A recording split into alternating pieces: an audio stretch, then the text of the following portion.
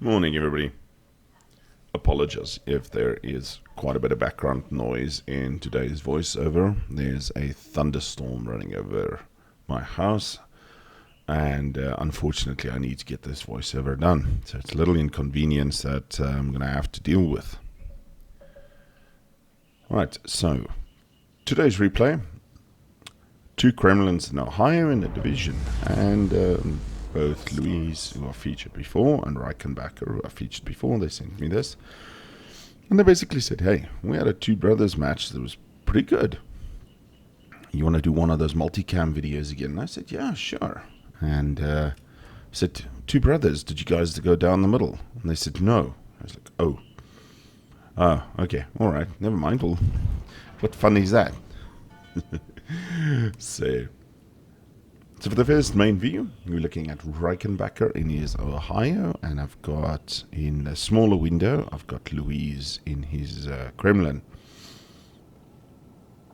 And now, as everybody knows, Ohio, research point ship that you get through the research bureau, and of course Kremlin is the tier 10 Russian battleship.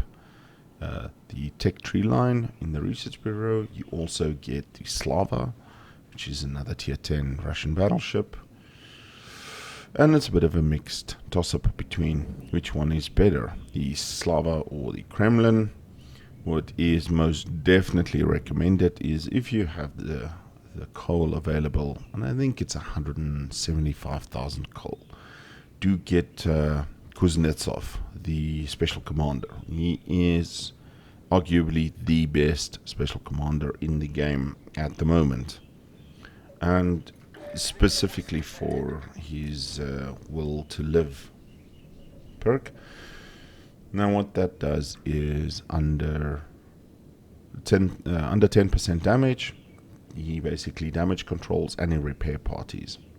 So what I do, and you've seen this in the Kremlin tanking video that I did, is I keep one of my repair parties spare, and the moment Kuznetsov's will to live kicks in, and I do a repair party as well, and you can go from under 10% health back to easily about 1/3 of the health, which on a Kremlin is nothing to worry about, or nothing bad. So in the distance we see there Petropavlovsk, a Montana. There is another Ohio coming around, so good size enemy fleet.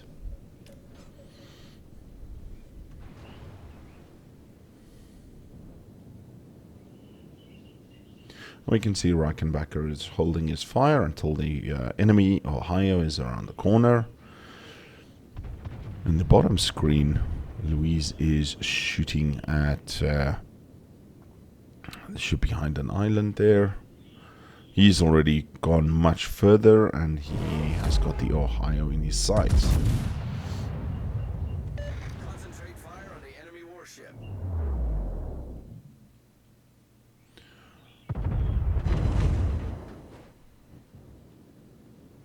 Unfortunately, 5 impacts for only 8,000 damage.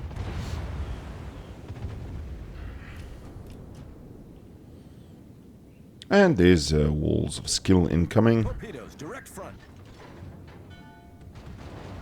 And the entire division manages to miss what looks like 3 racks of torpedoes, so it must be a Shmakazi out there. Nerf Shema. By the way, how's everybody enjoying the new American battleship directives? I saw quite a few Minnesotas yesterday in battles, the tier 9. Looks like people either spent the doubloons or they've been very lucky in their containers. You see, Reichenbacher has launched his spotter plane to try and get over that island to do a plunging fire on the other Ohio. Man, it takes out a turret, incapacitates, and there's a Yamato around the corner as well, so this will be good fun battleship battle. There is unfortunately a destroyer on the right side, and Reichenbacher does not have manual secondaries. And I can tell because his secondaries on both sides are firing. And there's more torpedoes incoming as both He-Man and Louise and the Kremlins try to make a gigantic Kremlin. And we see Reichenbacher secondaries shoot at the gearing as well as the Yamato around the corner. Of course, the Ohio has amazing secondaries. Yeah, it takes 3k off the gearing there. Hopefully, friendly Shimakaze can capitalize on that. Yes. It was actually the Alexander Nevsky that managed to kill the gearing. So there's a Grossokufus that has joined the fight as well. So now it is Montana Grossokufus. Yeah, Montana Grossokufus, Yamato, and a Petropavlovsk out there. Shots out at the Grossokufus. And that Grossokufus is sporting the Decepticon's camo. Not personally a very big fan of these camos, and that's why he wasn't really doing my best to get the captains or anything. Yeah, I really thought it was a bit meh. And there's a Z52 out here as well. Fun and engaging.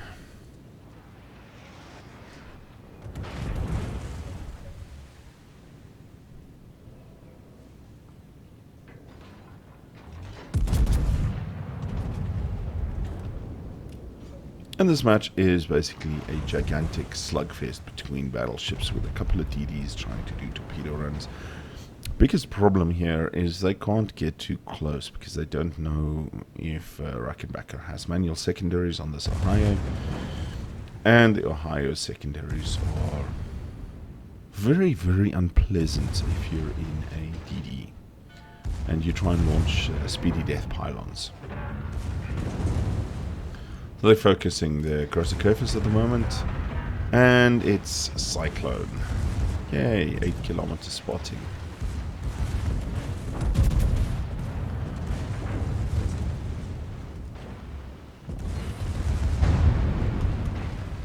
The ship is on fire.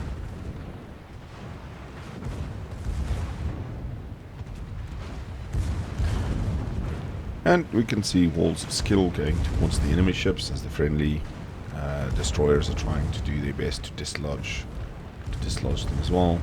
And torpedoes incoming on Reichenbacher here.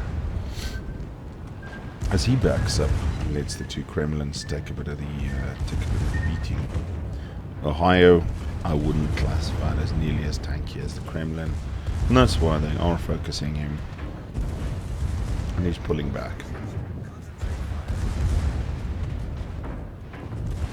The Grossokufus is nearly down, and we can see in the bottom corner both the Kremlins and the Ohio shooting at him. Problem solved, sir. And Reichenbacher manages to get the kill credit for the Grossokufus. The ship is on It fire. is a rather hard battle at the moment. If you look at the top, each team has only lost the destroyer, and now the other team lost the Grossokufus. Now Ohio is a Montana is coming out. Ohio is just a Montana hull with different guns anyway. Or like Field Minotaur calls me, you're like a younger version of the Jingles, but you also call the things just as badly. Yeah, sorry. So Louise is pushing up to that little cove there to try and tank as much as possible while keeping everything in spotting range. Cyclone has moved in.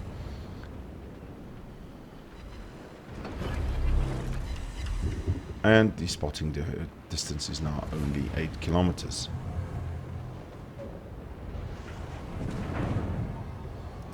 The team is managing to capture the A cap, which they desperately need. They're a ship ahead on kills, but they are behind on cap points. And they've been radared. Now, what was out there with radar? I think there was a Petropavlovsk out there. The Petra has short duration radar.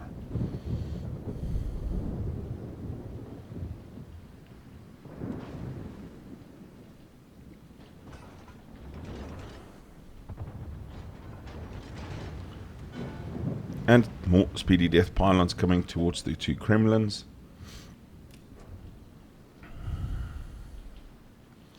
As we see, He-Man successfully dodged them, and they're now coming towards Reichenbacker.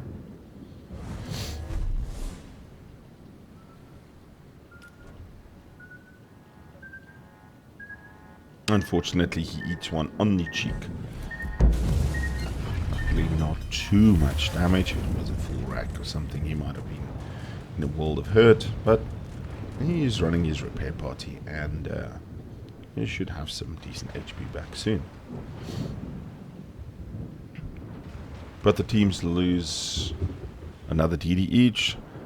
Khabarovsk and Holland that burns each other down. And then the Yamato has moved up. Reichenbacker sets his sight along with the two Kremlins on the Yamato.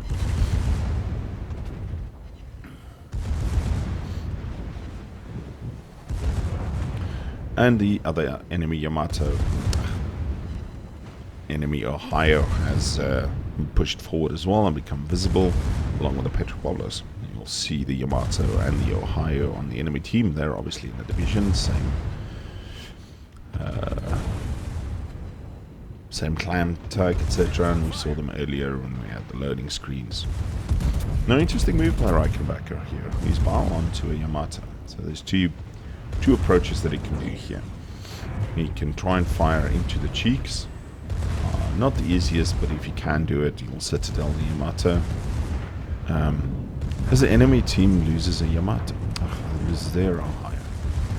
Or he can fire a Chi, which is what he's doing now, and he's getting 5,000-6,000 damage. Unfortunately, he kind of overextends a little bit here, and he's got Yamato, Montana, and a Petropavlovsk shooting at his Ohio. And he is showing a little bit too much broadside to that Montana. And everybody writes off the Montana lately, but it is 38,000 damage on that Montana. Unfortunately, the Montana does about 6,000 damage to him and disables the turret.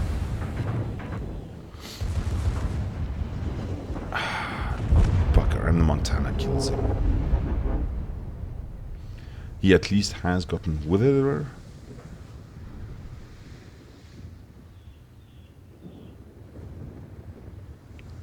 So now we see the top down, there's the Yamato and the Petropavlovsk still there.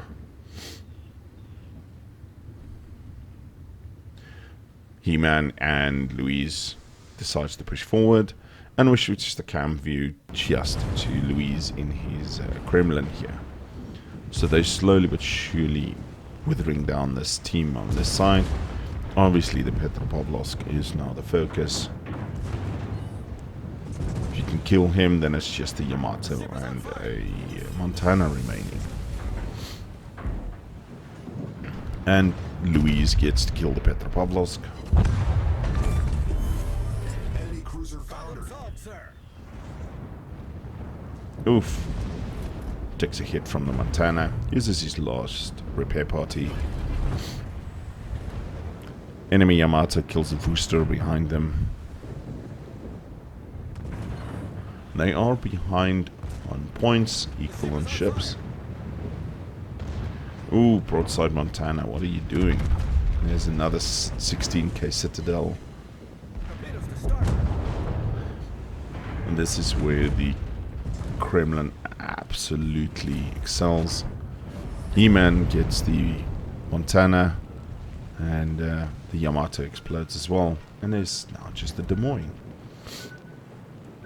And quickly, with a quick hard push, this flank has collapsed on the enemy team. Wow, 5 overpens. Jeez Louise, you were robbed there. Problem solved, sir. And this is interesting, because this is burning here. Louise is burning here. I asked him, yesterday on Discord, I asked him, do you not have Kuznetsov? And he said, no, unfortunately not. Des Moines burns him down. And He-Man in his Kremlin is now the only one remaining in the division. But the team has managed to whittle/wither down the enemy. And He-Man gets the kill at the point as well. Enemy, a friendly Yamato kills the enemy Hindenburg, and there's now suddenly only 2 players remaining. A Shimakaze up there and a Montana.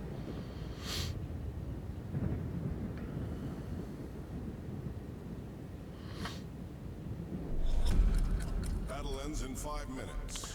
Oh, Hindenburg gets a flesh wound with these torpedoes on the Yamato.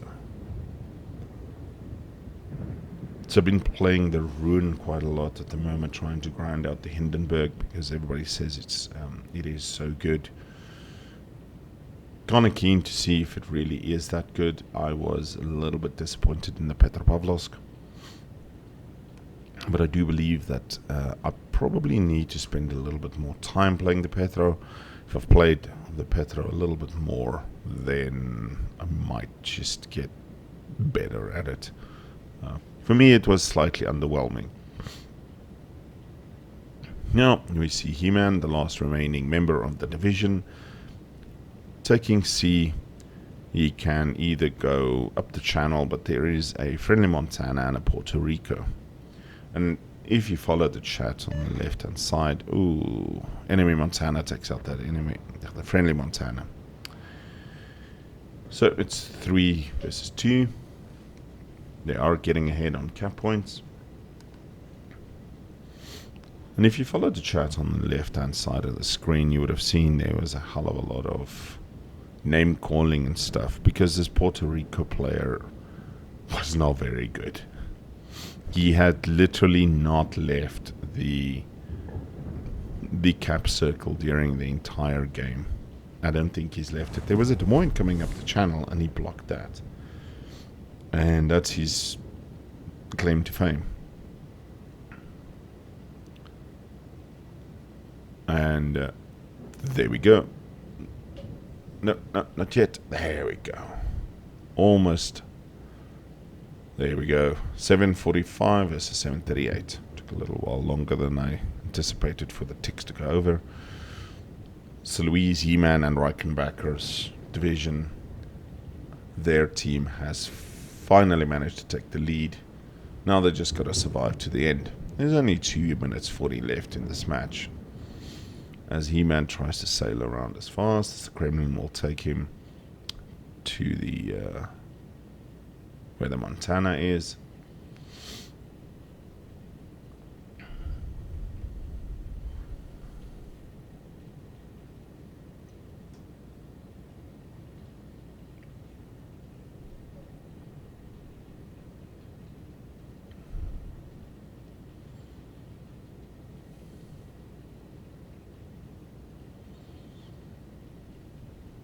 I thought about speeding this up during the editing, but it is actually so serene. And somebody calls it, "No radar, Puerto." Now I see Luise's. Oh my goodness, this Puerto Rico. And this is Shimakaze. He manages to dodge most of them. Now He-Man is turning the decap as the Alexander Nevsky comes up. We switch back to the Puerto Rico. Puerto Rico eventually kills the Shimakaze. Oh, excuse me. It was early in the morning. This Puerto Rico's got double fires on him. He's going to try and ram this Montana. It's not going to work very well. He's now got double fires on him.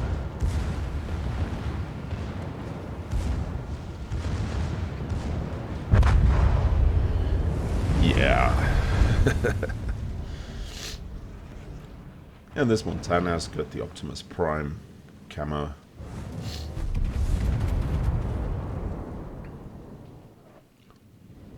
And he unleashes a full salvo at He-Man's Kremlin. Most of it bounces off harmlessly. The Kremlin really is such a fantastic ship. People say it's overpowered. I don't think so. I mean, it's got terrible short-range guns. It just plays very differently than other ships. And that's why I absolutely love mine. And the time starts counting down. 15 seconds left in this match. 973, 977. And the guys actually carried fairly well. As it counts down, 2, 1, and the match ends. And this is Reichenbacher score, 193,000, 1 kill in his Ohio. He-Man did 2 kills, 160,000 damage in his Kremlin. And Louise did 104,000, but took the bulk of the tanking and 1 kill. Gents, thanks for sending this one through. Really enjoyed it. Everybody else, I do apologize about the background noise today. Hope everybody has a safe day, and we'll speak soon. Take care. Cheers.